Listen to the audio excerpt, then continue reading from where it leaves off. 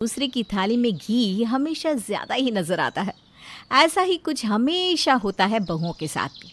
आपकी बहू चाहे कितनी भी अच्छी हो, आपकी सब बातें क्यों ना मानती हो, पर सास को दूसरे की बहू ही ज़्यादा अच्छी लगती है।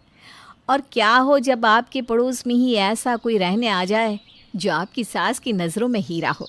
ऐसा ही कुछ मसालेदार सा पक रहा है सपना और रिया की ज़िंदगी में। आइए देखते हैं। अरे कहाँ रह गई दोनों? सपना, रिया, कहाँ हो दोनों? अरे माँ जी रसोई में तो है, और कहाँ होंगे हम दोनों?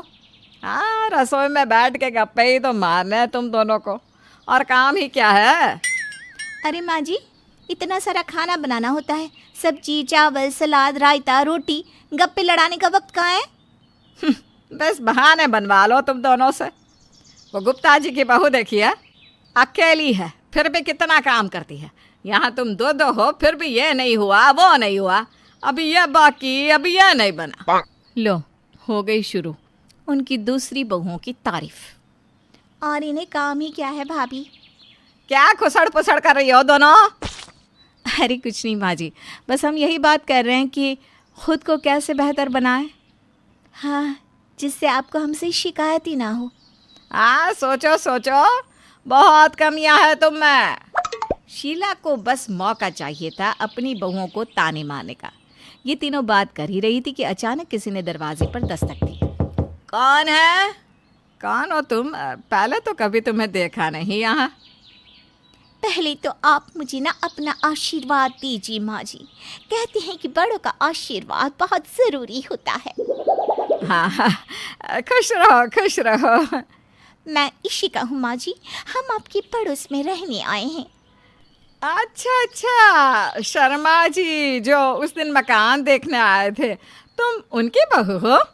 जी जी माँ जी, मैंने सोचा कि अब हम पड़ोसी हैं तो आपका आशीर्वाद ले लूँ। मेरी सास तो बहुत पहले ही गुजर गई थी, अब मुझे तो उनका प्यार नहीं मिला। आपका आशीर्वाद मिल गया तो आज मैं धन्य हो गई। ये इतनी मिश्री जैसी बोली बोल रही है, मुझे तो कुछ गड़बड़ लग रही है रिया। गड़बड़ छोड़िए भाभी, माँ जी को देखिए, उनकी आंखों में कैसे प्यार उमड़ रहा है। अभी ताना मारेगी, देखिएगा। आज के ज़माने में भी तुम जैसी सुशील बहुएं हैं। वाह वाह वाह, तुम्हें देख कर ना मन प्रसन्न हो गया। मुझे बहुत खुशी है कि तुम हमारे पड़ोस में रहने आई हो। इसी बहाने मेरी बहुएं भी तुमसे कुछ सीख जाएंगी। नहीं नहीं, ये तो बहुत होशियार और सुशील लगती हैं माँ जी। हाँ, सिर्फ देखने में ही है, हकीकत तो कुछ और ही है। अच्छा, इनकी छोड़ो, तुम बताओ बहू, तुम कुछ लोगी?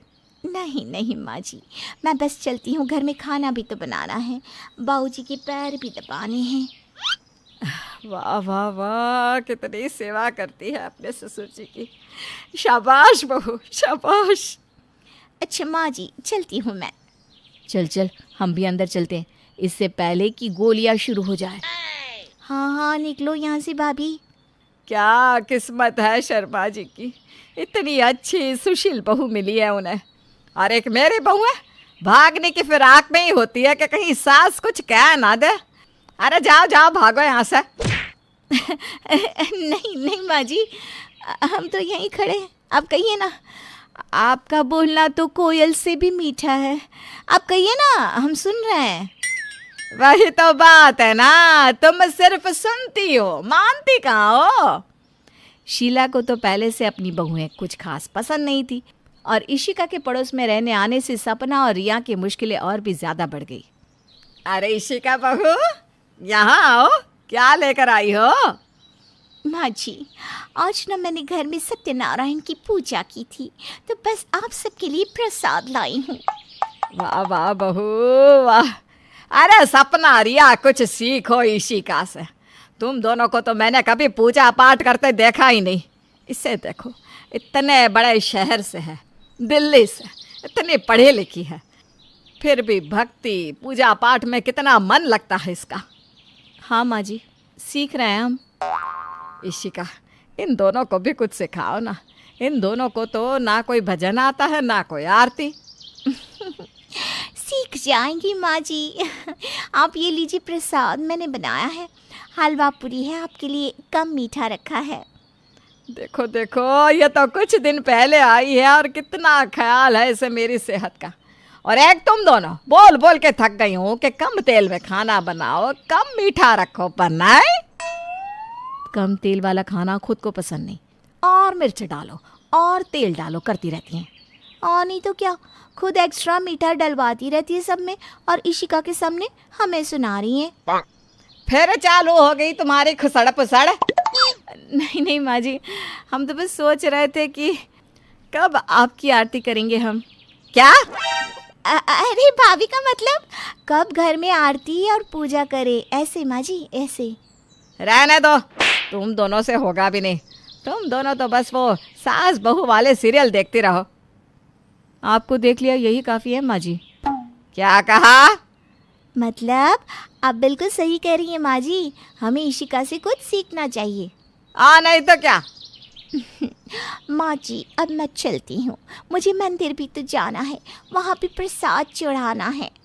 हाँ हाँ बहू, तू जा, हाँ, जाकर अच्छे से पूजा कर, भगवान तुझे सदा खुश रखे। शर्मा जी की भी क्या किस्मत है, कितनी अच्छी बहू मिली है उन्हें। एक मेरी किस्मत है, दोनों बहू है एक से बढ़कर एक। आपने कर्म भी तो ऐसे नहीं किए ना माँ जी। कुछ कहा क्या? नहीं नहीं, मेरा मतलब आपको भी कोई अच्छी बहू मिलनी चाहिए थी, इशिका जैसी। हाँ, कुछ ज़्यादा ही अच्छी है ये, नहीं भाभी? हाँ हाँ, एकदम सरल है, सुंदर, सुशील, सहनशील। पता नहीं क्यों पर मुझे कुछ ठीक नहीं लगता इसे देखकर। मुझे भी ऐसा ही लगता है, कुछ तो छुपा रही है ये। अब यहाँ खड़े खड़े क्या सोचे जा रही हो दोनों? आज खाना नहीं बनाना क्या तुम दोनों को, या फिर मैं आऊँ रसोई में मदद करवाने? नहीं नहीं माँ जी, हम बस जा ही रहे हैं। आपको तो रसोई में बिल्कुल नहीं झेल सकते हम लोग। क्या? सपना और रिया रसोई में भाग जाती है, पर उन दोनों को अब इशिका पे कुछ शक सा होने लगा था। उन्हें लग रहा था कि कुछ तो दाल में काला है, पर कहाँ क्या काला है वो समझ नहीं पा रही थी। रिया, अगर ये इशिका वैसी नहीं निकली जैसी दिख रही है तो हम माँ जी का मुंह बंद करवा सकते हैं, उनके रोज़ रोज़ के तानों से बच सकते हैं भाभी।